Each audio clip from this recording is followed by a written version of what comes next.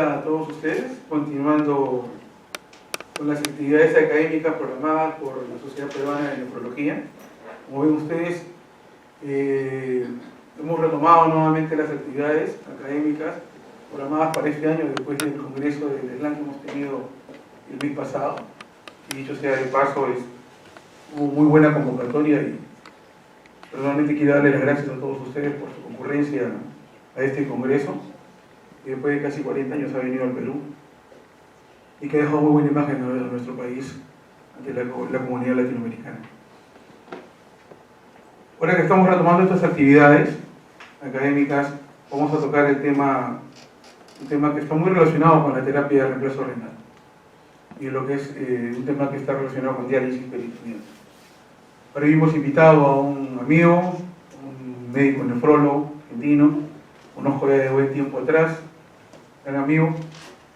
Él es director de investigación y calidad y seguridad de pacientes de Hershey Baxter Perú, cargo de Baxter Ciencia y de Mercados Emergentes.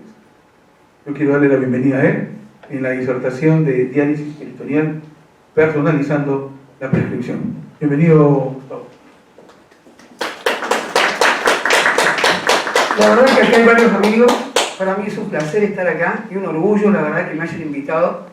Para mí ha sido muy lindo poder estar trabajando aquí en Perú y conocer la realidad de todo el país. Y de verdad estoy aprendiendo mucho de cada lugar que voy. Y la devolución realmente es muy bonita. Así que de verdad, muchísimas gracias. Vamos a tratar de hablar un poco de diálisis peritoneal. Aquí hay mucha gente que hace peritonealismo muy bien. Por lo tanto, para mí es un desafío tratar de mostrar algunas diapositivas de las que ya hemos visto en algunas presentaciones, pero si es lo posible discutir un concepto que se llama diálisis peritoneal moderna, diálisis peritoneal adaptada o diálisis peritoneal personalizada. Esas son las nuevas formas de hablar sobre esto. Entonces, vamos a tratar de mostrar a qué llamamos este término y tratar de explicar qué ha pasado y por qué apareció este término. Cuando uno habla de diálisis personalizada, adaptada o moderna, está hablando de ampliar el concepto de adecuación. Ya no vemos solamente solutos pequeños, lo que era KTB. Si quieren podemos charlar un poco de cómo surge este concepto del KTB. Sino hay que hablar ahora del control del volumen y de la eliminación del sodio y también del control del calcio y su metabolismo. Acá falta un punto más, que es la carga de glucosa. ¿De acuerdo? Cuando uno ahora habla de ampliar adecuación, está hablando también de la carga de glucosa. Y cuando habla de carga de glucosa, yo no lo puse hoy, no porque no me gustaba el tema, sino porque no me alcanzaba el tiempo, digamos. Y a mí el tema, particularmente el tema de la carga de glucosa y cómo manejarla, es un tema que a mí me gusta mucho y que creo que hay que dedicarse un tiempo, y es como, le estoy haciendo como un tráiler para que me inviten de nuevo a hablar de la carga de glucosa. Esa es un poco la idea.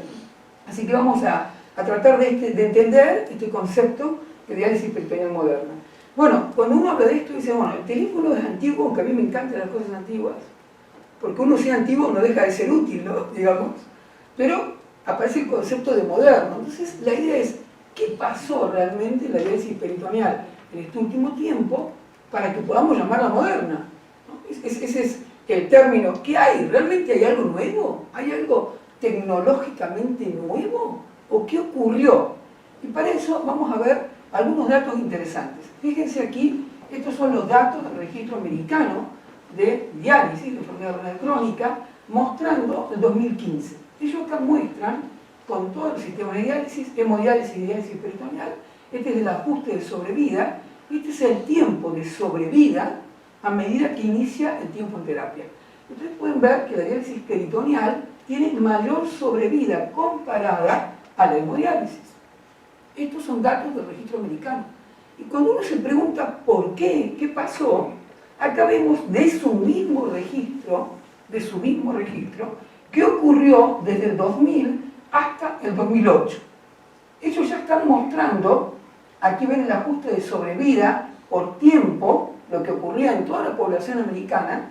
La diferencia se fue aumentando de la sobrevida a partir del 2008. Esto ha llevado que Trump acaba de sacar la resolución donde dice que para el 2025 la mayor cantidad de población de los Estados Unidos con enfermedad renal crónica debe estar en terapia domiciliaria, ya sea diálisis peritoneal o hemodiálisis domiciliaria. O sea, eso tiene un sentido realmente importantísimo para todos los que hacemos terapias domiciliarias, inclusive la hemodiálisis domiciliaria, que algún día también podemos hablar de hemodiálisis, otro spoiler, digamos, para que me inviten de nuevo, porque es muy interesante. Cuando yo trabajé para Diaverum, había un programa de hemodiálisis domiciliaria en Turquía y en Inglaterra, muy interesante, que tuve oportunidad de conocer, así que es interesante verlo eso también. Pero esto está pasando, algo ocurrió que la sobrevida y el país eminentemente hemodialítico y que marcó la escuela hemodialítica del mundo está cambiando. Eso me parece importante de ver. Pero veamos lo mejor, veamos a partir de los datos del registro americano, ellos mismos reportan en qué momento ocurre el cambio. Aquí en todas las publicaciones que ustedes conocen, mostrando que la mortalidad en PD era mayor. Esto es lo que siempre veíamos, que decíamos era un diabético, era la edad, siempre encontramos alguna vuelta para explicar por qué la mortalidad era mayor en PD. Pero en un momento de la historia, a partir del 2005 y 2004, esto empieza a cambiar. La mortalidad en PD empieza a ser menor. Ahora uno se podría preguntar, ¿qué fueron? ¿Fueron las soluciones nuevas? ¿Fueron la icolectrina? ¿Fueron las soluciones bajas en TDG? ¿Qué fue? ¿Pasó algo ahí distinto? ¿O son las mismas soluciones? ¿Es el mismo teléfono antiguo? ¿O cambió algo? Esa es un poco la idea de trabajar. ¿Pero qué pasa en otros países? Fíjense el registro canadiense. Este trabajo está mostrando el riesgo de mortalidad de DP versus hemodiálisis. Como pueden ver, en estos primeros 5 años era más riesgosa la DP, ¿no? Este es el 1, no hay igual riesgo, para abajo es protector, para arriba es mayor el riesgo de mortalidad, ¿de acuerdo? Y ellos mismos muestran que a partir del 2000 algo pasa y la PD se transforma en protectora en relación a la mortalidad. Esto es un trabajo del 2019, reciente, de la sociedad coreana, donde hacen lo mismo. Ellos muestran por año, como iba, aquí ven en rojo la tendencia de mortalidad, como va cayendo la mortalidad en DP a medida que pasan los reportes, y como la mortalidad de hemo también cae. Acá hay un rebrote, hay que ver en el análisis que están haciendo ahora para el 2022 qué va a ocurrir, si esto fue justo un hallazgo transitorio, continúa la tendencia o qué ha pasado acá. Pero también hay un poquito de suba acá de la mortalidad en PD, pero indudablemente la diferencia es igualmente muy significativa. ¿Qué dice Taiwán? Lo mismo. En un momento cambia. ¿Qué dice la Australia, Nueva Zelanda, que son como los reyes de todas estas cosas? Fíjense, a ellos les pasa lo mismo. Empieza a caer, ellos, sus momentos del 2007, luego a partir del 2008 es protectora. Registro danés. Los daneses siempre hicieron bien las cosas. Siempre fue como protectora la PD en toda su historia, digamos, ¿no? Habría que preguntarse qué hacían los daneses antes con las mismas soluciones. Bien, en realidad, si bien vamos a ver que hay nueva tecnología, no ha sido ni las soluciones lo que ha generado el impacto de la mortalidad. Lo que ha sido es la prestación de servicio personalizable, conectada, adaptada y hecha en el hogar. Nuevas tecnologías sí, pero sobre todo programas de calidad. Y esto es importante para tener presente, porque estamos en una sociedad científica que debe dar su opinión, en mi opinión, sobre cómo hacer realmente la diálisis peritoneal. Tenemos que ver que haya médicos en los programas de diálisis peritoneal y que los médicos tengan tiempo para trabajar en los programas de diálisis peritoneal. Yo, como les contaba, tengo la suerte de recorrer el país y siempre tienen dificultades. La norma, por ejemplo, está clarísima que el médico tiene que estar en el turno de hemodiálisis. Ahora en peritoneal tiene que estar la enfermera. Gracias a Dios está la enfermera, pero debería estar el médico también. Y eso es una cosa que debemos tratar de trabajar, porque si no, no vamos a mejorar los controles. No vamos a mejorar los controles. Si alguien tiene una opinión, la comentamos, con las normas que he estado viendo, si hay una modificación me avisan, pero no dice que haya que obligatoriamente tener un médico a cargo con horas asignadas a peritoneal, digamos, aquí en el Perú. En otros países sí está. Entonces, Uno puede hablar de nueva tecnología, entonces podemos mostrar las bolsas, bicarbonato, bicameral, icolectrina, bolsas con bajo PDG, nuevas cicladoras, comunicación remota, sin duda.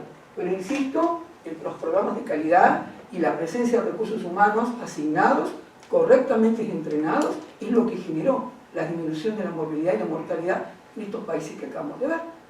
No fueron nuevas soluciones, sino un trabajo personalizado directamente hacia el paciente. Entonces vamos a hablar de cómo personalizar. Para hablar de cómo personalizar hay que hablar de cómo manejar el agua y la sal. Y cómo manejar el stock de seguridad, por ejemplo. Si yo cuando tengo un paciente que está sobrecargado, no puedo ciclarlo en la institución con una bolsa de 425, o el paciente no tiene en la casa una bolsa de 425 para sacar líquido, lo tengo que transferir a hemodiálisis. Y no tengo manera. Y cuando uno ve, lo digo desde una compañía que analiza las prescripciones, solamente el 10% del país utiliza bolsa de 425, del total. Algunas unidades más, otras unidades menos, por supuesto, pero usan poca bolsa de 4. Entonces, ¿cómo manejan el volumen? ¿No? Pregunto, digamos, ¿cómo está ocurriendo esto? Entonces vamos a hablar de este tema. Fíjense el estudio de MEC, todos lo conocemos, el estudio de MEC siempre lo remarco, es un estudio muy importante para los latinos. Este es un estudio hecho por México, por el doctor Paniagua, por el doctor Alfonso Ramos. Ellos hicieron algo muy importante, tan importante que este estudio logró cambiar el DOCI. Fue el primer estudio, siempre lo digo, el primer estudio latinoamericano en la historia que logra cambiar una guía clínica americana, ¿no? Para que tengamos la dimensión de lo que fue. El doctor Paniagua sufrió muchísimo para poder publicarlo, no lo creían, tuvo que mandar todas las fichas, la aventaron de vuelta en Canadá y en Estados Unidos, estuvo 3 años sin poder publicarlo, hasta que el doctor Zeta, en China, hace exactamente el mismo estudio y lo publica. Entonces, como hay la publicación en China, le aceptaron la publicación en Paniagua, cuando lo había hecho en el mismo momento, con ellos antes. O sea, Zeto duplica el estudio. ¿Qué ven ellos? Que a medida que yo aumentaba el volumen, el paciente no sobrevivía. Las Canusa decía que el paciente vivía mejor cuando yo le ponía más volumen. Entonces medíamos el clearance de creatinina como un indicador de resultado. Y nos dimos cuenta que la creatinina, ni aumentando más volumen, no mejoraba la sobrevida, si el KTB de urea y si la función renal residual. Eso es lo que dice ADEMEC. ADEMEC dice eso. Después hay otro estudio, que este es el estudio de bioimpedancia europeo. Es muy importante este estudio, 28 centros, 6 países. El 53% de los pacientes estaba sobrehidratado. Junto con este estudio, que fue en el 2011, comienza Vincenzo Namiglia en Italia a hablar de la ultrafiltración del PET de sodio y cómo se manejaba el sodio en ese momento, cómo se ultrafiltraba en diálisis peritoneal, cómo sería el sodio y cómo impactaba la ultrafiltración. Va todo en el mismo momento. Yo para que vayan viendo cómo las fechas van impactando después en el resultado clínico que ven en esos países, ¿no?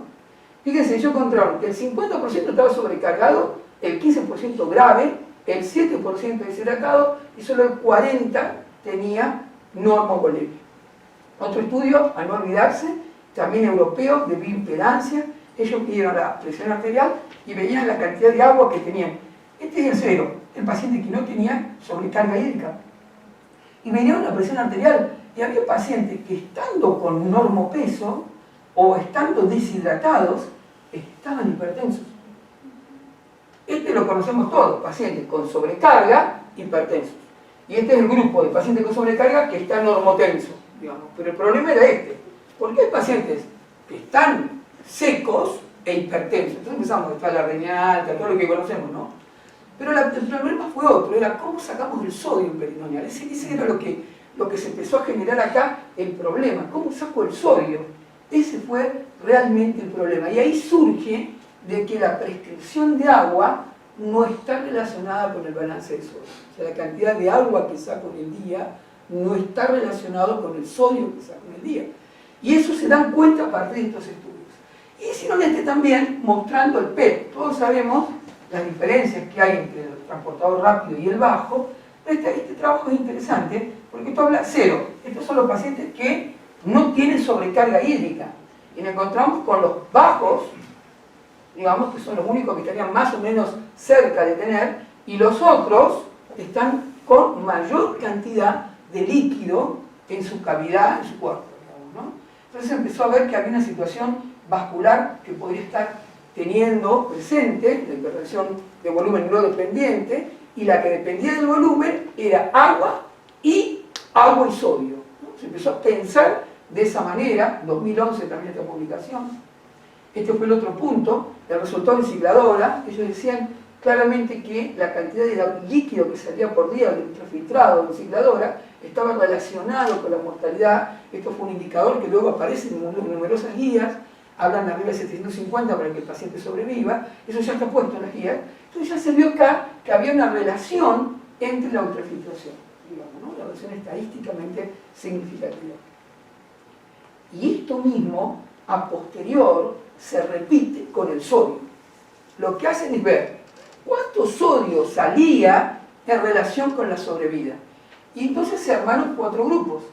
2 grupos superiores, que son los que se encuentran aquí, que son el 4, el 3 y el 4, donde sacan entre 181 y 232 milimol o 232 milimol por día, el mejor. Fíjense que acá logran una sobrevida de casi el 90%, y los que no sacan sodio tienen una mortalidad, aparece un indicador más, que es el sodio líquido peritoneal, que no lo medimos. Me acuerdo que hay que tener presente, que es sencillo, y que no es nada grande, no es nada importante, no es nada difícil, quiero decir, del laboratorio de hacer.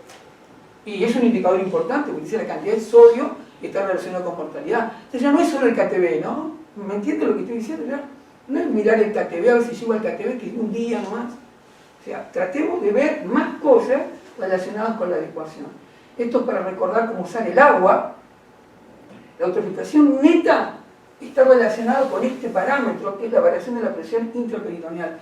Muy importante, que enfermería debe medirla todos los meses y que tiene que percatarse si hay un aumento de la presión intraabdominal, porque hay que cambiar el volumen prescripto para que el paciente ultrafiltre. Esto es un detalle importante porque no todos los programas miden aquí y tienen que acostumbrarse a hacerlo porque tiene una implicancia clínica realmente interesante. Luego tenemos la ultrafiltración transcapilar y el ELA. El ELA es la absorción de la linfa, ¿no? Esto lo paso rápido, recordamos los poros, el poro ultra pequeño, que sale agua sola. Luego tenemos el poro mediano, digamos, lo que sería el modelo de 3 poros, ultraporo, el pequeño, este que está acá, en este sale agua y solutos. Acá sale urea, creatinina y fósforo.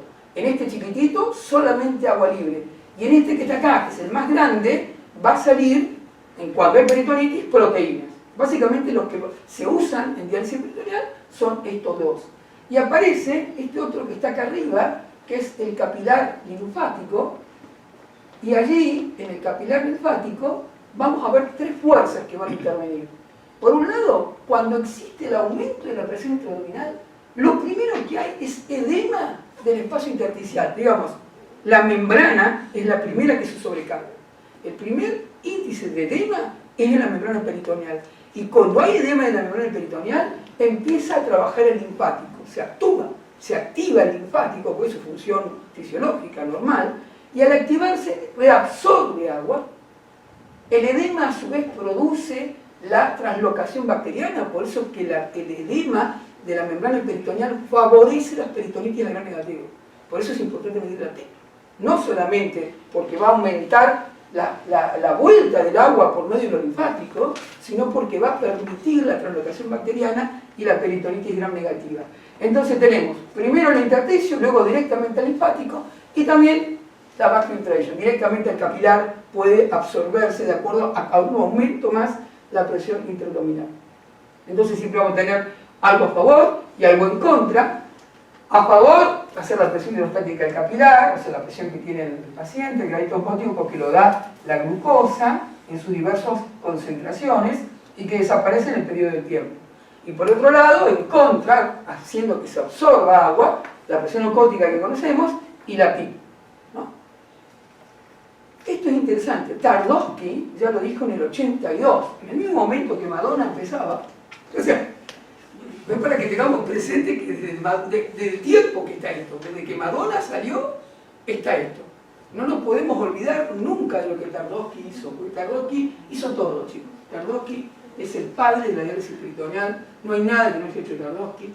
Y Tardowski miró y dijo, a ver, ¿qué pasa con la PEP y lo que es la relación de la PEP con el volumen, ¿no? Entonces estaba viendo la cantidad de volumen que ponía y la cantidad de PIB que desarrollaba. Estableció el método, cómo había que hacerla. Hay que poner, esto se puede fácilmente entrenar, pero básicamente son dos bolsas. La bolsita que va abajo la subo arriba con el paciente horizontal, abro el sistema y lo que permite, con cualquier sistema, me permite ver la columna de agua, cómo sube y mido la presión. Nada difícil de hacer, importante hacerla. Pero no solamente hizo esto Don Tverdovsky en el 83, ¿sabes? Que al año siguiente dijo, otra cosa más. Se fijó cómo era la presión de acuerdo a la posición que el paciente tenía. Si yo tengo un paciente que va a estar sentado durante todo el día en su oficina y le quiero sacar líquido, quiero tener la función de sacar líquido, digo, le pongo una bolsa de 4. Yo no lo voy a poner a la noche, porque necesito que saque líquido rápido, pero si se lo voy a poner al día, desde las 12 a las 4, por ejemplo, y está trabajando y sentado, me conviene ponerle menos volumen, porque lo que quiero es que saque agua, no quiero que saque solutos en eso. Eso te lo demuestra él, te muestra en los diversos estados qué nivel tenía de PIB y eso altera entonces la capacidad de ultrafiltración que vamos a tener con cada cambio. Fíjense esto, ellos muestran acá cómo la ultrafiltración está relacionada con la medición de la PIB y aquí ven que a medida que aumenta el valor de PIB, ellos acá establecen 12, pero hasta 18 estamos trabajando, 17, se logra una ultrafiltración adecuada. Más allá, el paciente no ultrafiltra. Entonces, un hecho sencillo, la medición de la PIB está correlacionada con la capacidad de ultrafiltración. Y esto varía también si el paciente está constipado. El paciente está constipado, hace 4 días que está constipado, 3 días y no avisa la unidad. Y la enfermera no sabe avisar, ¿no? ¿Por qué tengo constipación, aumento de la PIB, edema seguro, porque está reteniendo agua, porque está ultrafiltrando bien, translocación bacteriana seguro? Termino con una peritonitis negativa. Entonces es un tema importante de ver. Esto está relacionado, como lo hemos mostrado, con la peritonitis. A menor PIB, menor ocurrencia de peritonitis. Cuando uno tiene mayor PIB, mayor la pérdida de pacientes y mayor el riesgo de tener peritonitis. En 2007 publicado, esto es el repaso de las fuerzas, la famosa coporina, es una proteína que lo que va a permitir es el pasaje solamente de agua, no de solutos. Nuevamente Don Tverdovsky, siempre lo cuento, hay un libro de él que cuenta la historia de él, de todo lo que le ocurrió cuando se va de Polonia. El doctor Nolf le consigue la beca para irse a Missouri a trabajar, cuando jovencitos, y consigue ahí haciendo todo lo que él ha hecho, ¿no? Todo lo que ha hecho. Y después que hizo el test clásico. Aparte de hacer la medición de la PIB, aparte de crear el catéter de diálisis peritoneal, aparte de crear máquinas de hemodiálisis, este hombre diseñó el PET. Pero él lo diseña de otra manera, digamos, lo enseña así, pero él lo interpretaba de otra manera. Y en la historia la perdimos a esa interpretación del PET. Quedó como un hecho numérico, pero no quedó con lo que es la función de la prueba peritoneal. Porque lo que Tverdovsky hace, fíjense acá, esta es la relación entre el líquido de diálisis peritoneal y el plasma. Si yo voy a ver, en el primer momento, en el tiempo cero, no tengo creatinina, por eso está acá abajo, hay cero creatinina. Y a medida que pasa el tiempo, va a pasar la creatinina de la sangre al líquido peritoneal. Y esto te dice, acá pasó el 40%, acá pasó el 5%, acá pasó el 60%, acá pasó el 70%. Entonces uno tiene que hacer la remoción de soluto hasta el 75 o el 85%. Entonces, acá te da el tiempo en el que vos lográs la remoción. Por eso esta curva, por ejemplo, en el bajo, te dice a las 2 horas saqué menos de 30, a las 4 saqué 40. Estoy hablando de creatinina. Entonces, claramente, la creatinina no requiere un tiempo largo. Necesito que esté varias horas para sacar el 70%. Eso dijo Tverdovsky. No era solamente un cálculo para tripearlo y para hacer la tablita. Le estaba diciendo cómo prescribir los tiempos. Esa es la funcionalidad del PET.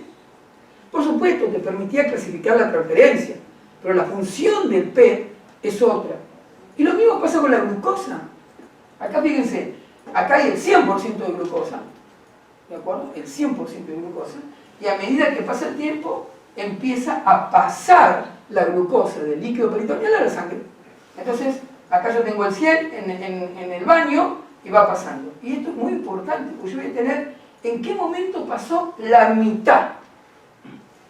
El momento que pasó la mitad, ¿qué se acaba? La ultrafiltración. Por eso es importante los dos P.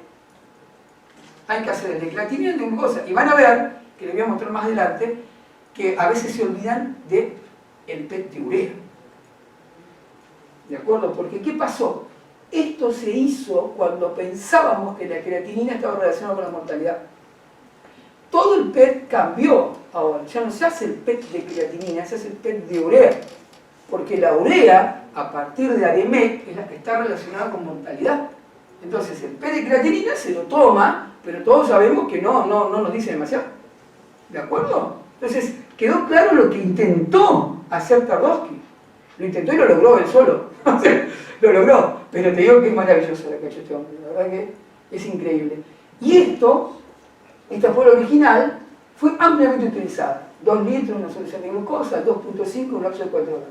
Es importante aclarar, el PET originario es 2.5, pero no hay ningún problema en hacer PET con cualquier concentración de glucosa. Se puede hacer con 1.5 o el PET modificado de 4.25.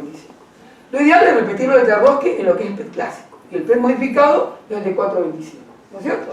No hay evidencia que el uso de 1.5 4.25 influya a los resultados, ¿de acuerdo? Porque a veces pasa que te dicen, no, me quedé sin bolsa de 2.5, entonces no puedo hacer el PET. No.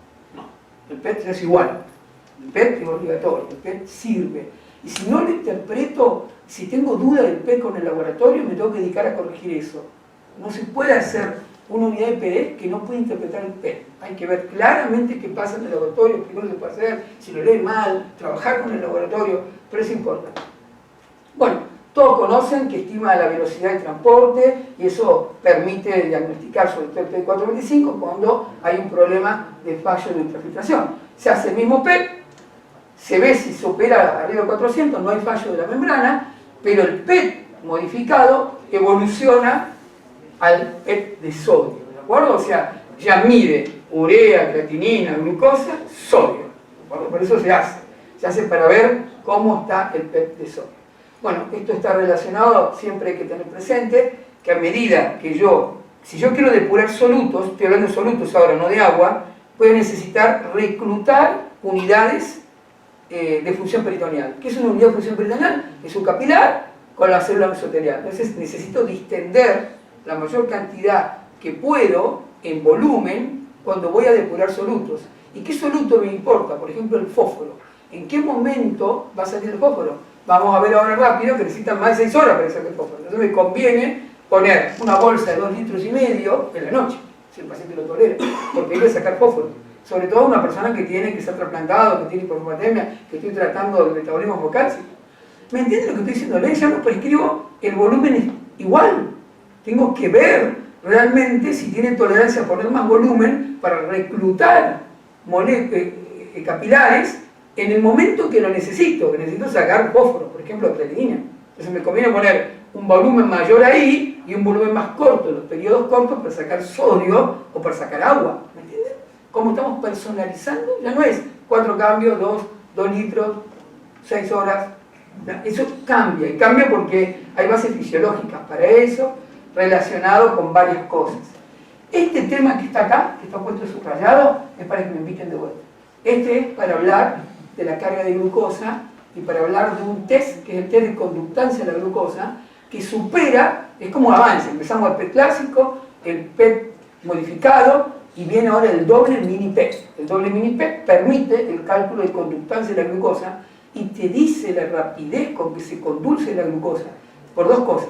Por un lado, por la filtración, pero sobre todo en el paciente diabético, por la carga de glucosa que va a tener, que no necesariamente es igual al PET. ¿Se entiende lo que digo? Uno va a tener conductancia distinta en los altos transportadores, por ejemplo. Es un alto transportador, se va a meter rápido la glucosa, pero cuando le hago la conductancia, uno al mismo valor de PET tiene mayor conductancia que otro. Por eso se hace el doble mini PET, para poder manejar correctamente al paciente diabético en TP, ¿no? Para eso se utiliza este test. Rápido esto, el sodio es igual en las bolsas que en la sangre. No hay gradiente de difusión, es muy poco, no hay gradiente. Existe, sí, en Europa, la bolsa bajo sodio, que no está aquí en Latinoamérica completa, ni siquiera en Norteamérica, está por incluirse ahora. Se presentó primero en Europa hace ya 7 años, 6 años, y ahora la FDA la va a aceptar. Pero quiero decir que hay una solución de bajo sodio, pero todavía no la tenemos. Lo que ocurre con lo que tenemos, entonces, está relacionado con el estudio del PET. El italiano Vicente Lamiglia. Él es el que empieza, tomando el PET 425, el PET modificado, le incorpora el sodio.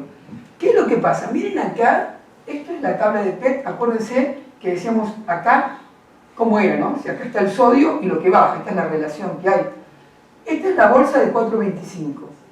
Se supone que el sodio es igual, debía ser plano, ¿no? El sodio que está arriba con el sodio que está en el líquido peritoneal. Pero cuando yo pongo la bolsa de 4, en las primeras 2 horas sale agua libre de solutos por la apoporina. ¿Se acuerdan que le mostré recién? La apoporina lo que va a hacer es atraer agua libre sin soluto. Entonces, al entrar acá el agua, diluye el sodio del líquido peritoneal y permite la salida de sodio, del capilar, ¿no? Por gradiente, hasta que se iguala y luego vuelve la tabla arriba.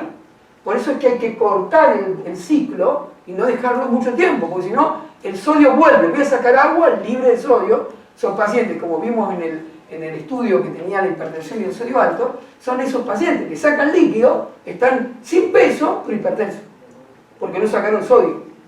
¿De acuerdo? Entonces, independiente de la ultrafiltración, tengo que sacar sodio. ¿De acuerdo? Y acá está relacionado con las horas de permanencia y la difusión del sodio. Este grupo de pacientes es el que hay que pensar y mirar la remoción del sodio. En serio, no le tengan miedo al daño a la membrana. Una bolsa de 425 no le pasa nada al paciente y le va a sacar sodio. Úsenla correctamente, no en el tiempo largo, porque si no pierde el efecto sacado del sodio. Ahora, si ustedes tienen un paciente con nefropatía perdedora de sal, por supuesto que no tienen problema. Tienen un paciente que está, me entiendo lo que quiere decir, ¿no es cierto? Tienen que ver en cada caso particular en utilización de 425. Pero la carga de sal que maneja aquí el PENU es alta, la comida. La comida de la carga es alta, así que piénsenlo porque si no el paciente está en hipertenso. Esto es lo que le decía del mini PET de Vincenzo, como para mostrarlo rápido, después lo vamos a ver. Acuérdense esto, ¿a qué tiempo remuevo el soluto? ¿Qué tengo que sacar? ¿Tengo que sacar creatinina? ¿Tengo que sacar urea? ¿Tengo que sacar urea? ¿A cuánto remuevo el 70% del soluto? Mínimo 70 tengo que lograr, no el 70. Si logro más, barro, ¿no? El 70 es el mínimo. Y esto tiene una relación muy importante en la cicladora. Para hacer la prescripción de cicladora, se usa el PET de urea, porque uno va a poner la urea junto con el DDO de glucosa. En el momento en que se cruzan, es el tiempo del ciclo. Es el tiempo en el que saqué la mayor cantidad de urea y saqué mayor cantidad de líquido. Por eso que se prescribe, fósforo también lo dejamos para otro momento, por eso que se prescribe distinto para cicladora, ¿no? La prescripción de cicladora tiene todo un tema. Bueno, volumen, superficie corporal, la cantidad de volumen, lo que quiero hacer, quiero sacar un líquido, quiero sacar solutos, quiero ver qué voy a hacer, qué utilizo, creatinina en permanencias largas. Yo me acuerdo que he visto pacientes que tenían, me consultaban, tienen la creatinina alta, doctor, ¿qué pasa? Que no funciona la diálisis peritoneal. Estaba con cicladora, por ejemplo, y el paciente no tenía cambio durante el día. No hay manera de sacar creatinina de cicladora. No hay manera de sacar creatinina. Entonces, si ustedes van a ver un paciente ciclador que tiene creatinina alta, porque no le falta cambio en el día. Para que lo vean. Urea calcio, es lo que le comenté recién, fósforo, carga de glucosa, no solo ver la cantidad de glucosa en las bolsas, sino la dieta y el efecto de la terapia con el gradiente osmótico. Esto involucra conocer el cálculo de carga de glucosa, la conductancia de la glucosa por esta fórmula de Vincenzo y la insulinización en caso diabético. Son 3 cosas juntas para manejar al diabético bien. Y no se pueden separar. Y lo hace el nefrólogo. Y lo hace el nefrólogo que hace el PD. No lo hace el endocrinólogo, no lo hace ningún otro. Porque nadie sabe esto. Entonces lo hace el médico que hace PD. Esto es una discusión que he tenido yo bastante. Porque claro, el enfermo se lo manda al diabétólogo. El diabétólogo ve un paciente en PD en su vida por ahí. O sea, a no ser que justo tengan el servicio a alguien que justo viene, que es un servicio muy integrado, lo ideal, ¿no? Lo ideal. Pero si no, muy difícil. Bueno, vamos a hablar un poco de calcio, porque hay una opción que podemos hacer ahora, que antes no teníamos, por eso te lo voy a comentar. Las enfermedades óseas que ocurren son todas estas en el paciente: enfermedad ósea hiperperitoidea, osteomielitis, osteomalacia, enfermedad ósea dinámica, amiloidea, enfermedad ósea prealuminio. Para repasar rápidamente, el 50% de enfermedad ósea dinámica está en PD, enfermedad leve el 20%, y artritis fibrosa el 18%, comparadas con lo que es hemodiálisis en esta gráfica.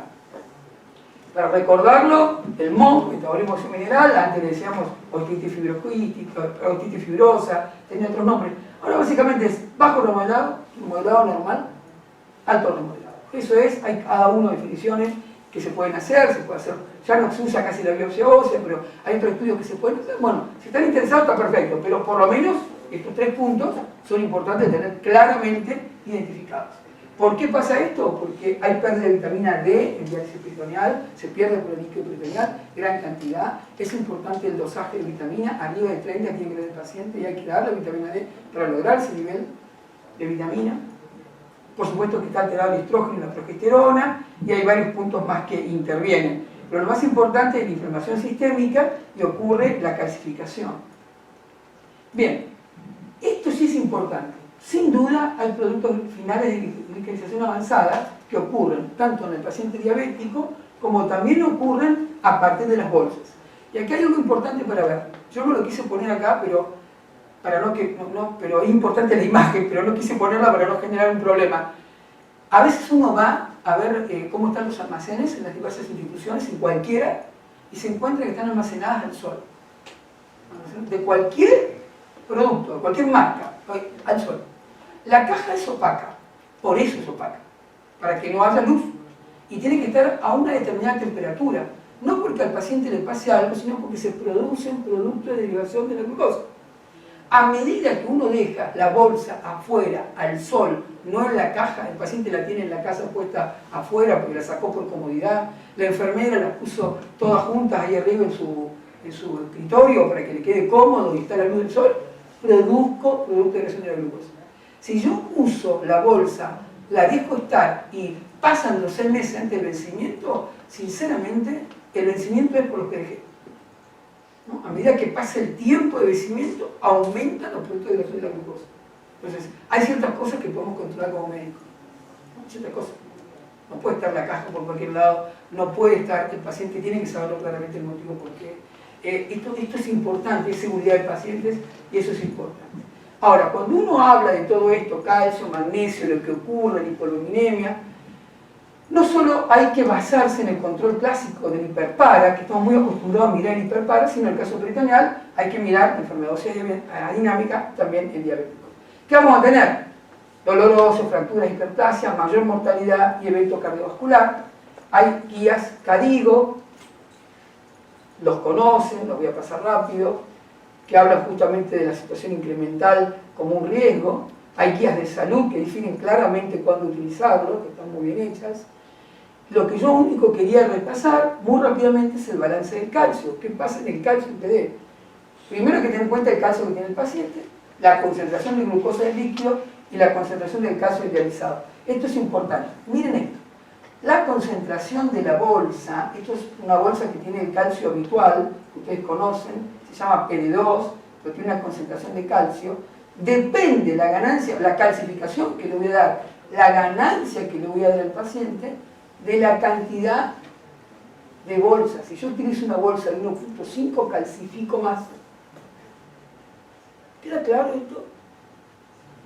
Si yo pongo una bolsa de 1.5, ingresa más calcio al paciente. Y en la enfermedad ósea dinámica de bajo remodelado, eso significa mayor calcificación y mayor mortalidad cardiovascular. A pesar de que uno cree que el hiperpara es el que más calcifica, no, la enfermedad ósea dinámica es la que mayor grado de calcificación vascular tiene.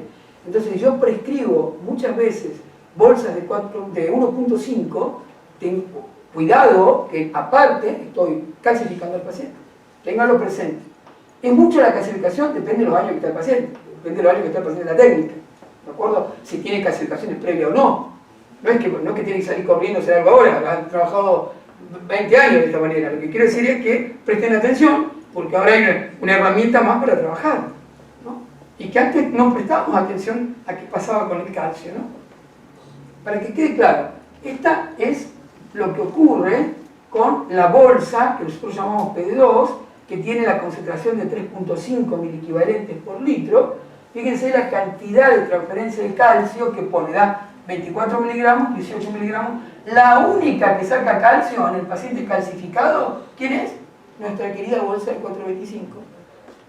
Que no me la quiere nadie, pues yo la quiero porque hace un montón de cosas, saca sodio y tengo que prestarle atención cuando estoy trabajando con MON.